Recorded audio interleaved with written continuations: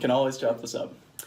With me today is Becky Baker, MCP and recent recipient of the Code Official of the Year Award 2017. How are you, Becky? I am good. How are you? I'm doing well. I'm doing very well. Good. Today we've got some questions for you. Okay. I'd like to ask you, first and foremost, when did you start becoming a mentor for anyone in ICC? Oh. Part of me almost wants to say forever ago. But in reality, at least 20 years, probably before I started working here at Jefferson County. I had started in small ways mentoring people. When I got to work here was when I started actually getting requested to help mentor people. How did that feel? It felt, on one hand, flattering that people would have that opinion, and a little scary because you're trying to help people succeed, and you don't want to screw that up. Definitely. Yeah. So what did you do to prepare yourself? How did you mentally get ready to try and meet those adequacies? Actually, I just kind of jumped in with both feet. And I was honest with the person. I was very honest with them, saying, and the other thing I was able to do, by that time I had built a fairly good network, and so I was able to say, really outside of my area of expertise or experience, but you know, I'll introduce you to so-and-so. And that was a successful, at least in my opinion, the folks that had actually approached me, I've seen thrive. It's funny that you say that. I think that's a huge part of what ICC offers, is the social networking, where if you maybe aren't the perfect person to talk to on something, you can introduce somebody. You've been with ICC since they've been really pushing to try and develop those ties. Yes. How do you think that they've met those goals, and what do you think they can do better? I think that they are doing a good job of connecting people. I think that some of the challenge may be now for us veterans, that some of the opportunity to network via the internet and so various forms of social media, etc. Our toolkits aren't as solid as they could be to actually help the youngest of the folks that are coming on board. And I think that's a lack of skill set on my group's part. And so if I were to offer a suggestion, that would be help dinosaurs learn how to use those technologies in a way that can be really effective for the person on the receiving end. I think that's important. I think that's very important to reaching across generations. I have to ask, exactly what you say, being a veteran code professional and now looking forward to new young professionals stepping in and taking those roles. What do you see as kind of the difference intergenerationally, besides just maybe the technology skill set? I'm actually pretty optimistic about the future. Okay, I'm very optimistic about the future. I think that, and again, I'll talk the Jeffco experiences. We were seeing the transition, or some of the transition. It's ongoing for a while yet. That a lot of us baby boomers are, dedicated, all in, full-time job, and okay, full and half-time job. And we found some of the new folks that were coming in were actually way better at work-life balance than we were. And I really hope they keep that up. I really hope they continue that. I think that they just bring a lot to the table. But it was interesting watching some folks with that, cultural discomfort with that, seeing that as either disloyal or not dedicated or some of those things. And in fact, it's just a smarter way of doing things in some ways.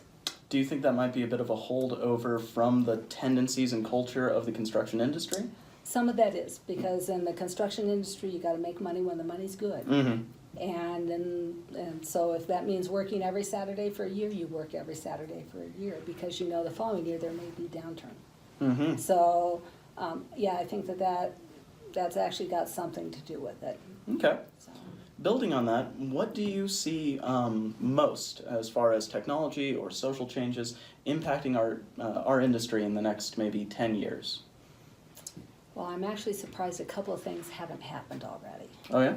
And one of them is, part of me says that right now plans are developed with computer systems and software. Mhm. As you develop a set of plans, whether it be residential or commercial.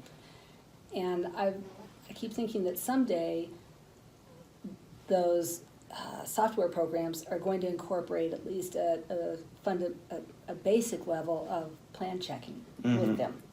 Heights, areas, travel distance to exits. I mean, it's real basic things. Mhm. And that will change our industry Mhm. in a long way. I also think some way, I don't know if they'll have it in 10 years, but I think it's coming, is that we'll get 3D plans. Mhm. So we'll be able to see in 3 dimensions how this thing works. And I think that Certainly. will actually improve construction also. I think you have some good points there, some things that could be tied to VR or changes with augmented reality. You seen anything like that? You're out.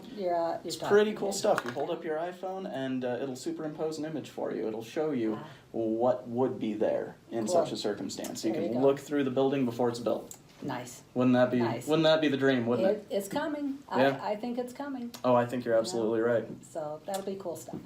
So, another question for you. Okay. When you're hiring an inspector or hiring a plans examiner, and especially looking towards this transition that we're at and needing to incorporate younger people, what skills are you looking for, regardless of maybe the age or the experience of the candidate? I tell people, and I kind of tell it in a tongue-in-cheek voice, Mm-hmm. but in reality, I think it's pretty real. Mm-hmm. Top 3 skills: people skills, people skills, people skills. If you have strong people skills, we can teach you the rest. The people skills, if you've got good people skills, you probably have good judgment. We are actually very much in the people business, so we can teach the technical. That's actually the easiest part of the job, in my opinion. I think that that's a really good point. I think it opens the door for a lot of skill sets that you wouldn't normally incorporate into this industry. But we Correct. need them. We really need them, and they will bring different skill sets that hopefully are so complementary that we may see the work that building safety divisions do really transformed Definitely. because of those, who knows what skill sets out there. Mhm. But if you like people, have faith in people, and want to help folks, this is a great line of work. It's a really great line of work. One last question for you. Okay. For a building official that might be looking at retiring in the next few years, Mm-hmm. say the next 5 years, what would be your advice for them? I would tell them that the job that we do every day is preparing for the future. We build structures to last a long time.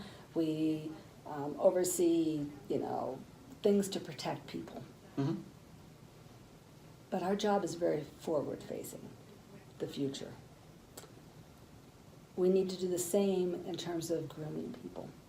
That has to move up the priority list and make that happen. And I can tell you that there's all kinds of things that make it complicated. Nobody's got the extra staff and nobody's blah, blah, blah. But shame on us if we don't. My turn. Absolutely. Okay, what do you look for in a mentor? What I look for in a mentor more than anything else is somebody who is comfortable enough with their own answer to a complicated question that when they are proffered it, they look to somebody else's answer. They know what their thoughts are. They want to hear what somebody else has to say, because that means that they are both confident enough in themselves to know that they don't necessarily have to have all the answers. They have a good idea, maybe. They've got a framework or a picture. Maybe they even really do feel that they have all the answers, but they're still willing to let somebody else speak up about the matter. And I think if you don't have that, you will die, essentially. You will phase out, no matter how good your opinion is. It will get phased out. It'll become a dinosaur. And I agree with that. I have found in the times that I have mentored, Mhm. the best thing I've done is ask questions. I can completely agree with that. Yeah. Some of the best mentors I've ever had have sat me down and asked questions they already knew the answers to. Correct. Mhm. But it's to get that thinking process going. Correct, to guide that conversation. Yeah. Mm-hmm. So what do you see in the future for building departments? I see a lot of changes in technology, like you say. I see a mix of both rectification of a cultural problem that we've had, that you had to go to college and get a degree and work in a white-collar job in order to have a successful life. And now we're finding that we have shortages of skilled artisan labor.